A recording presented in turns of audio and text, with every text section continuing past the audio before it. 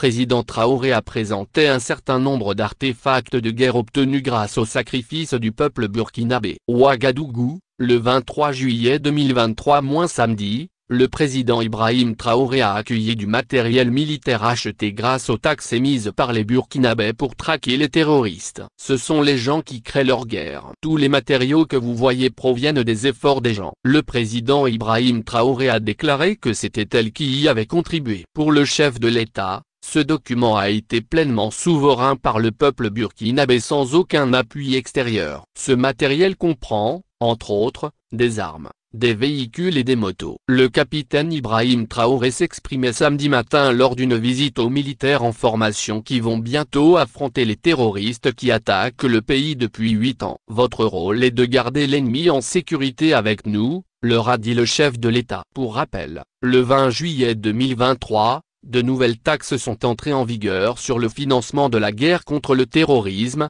au grand désarroi de nombreux citoyens. Le lendemain, le ministre des Affaires étrangères chargé des Affaires publiques, Bassol Mabazié, a exprimé sa confiance dans la victoire sur les terroristes et a exhorté le peuple burkinabé à ne pas chuchoter. Par ailleurs, l'atelier Firdawa animé par Madame Ballo assistante Soumoro a organisé une série de sessions de formation sur la fabrication du savon. Cette initiative vise à aider les plus vulnérables, notamment les veuves, les orphelins, les personnes atteintes d'albinisme et les étudiants de l'AFSG. La première série de formations, qui s'est déroulée au siège de l'initiative d'aide et de soutien aux veuves et aux orphelins, Yazvo, à Sotuba, a formé 22 personnes à la fabrication de différents types de savons en 3 jours.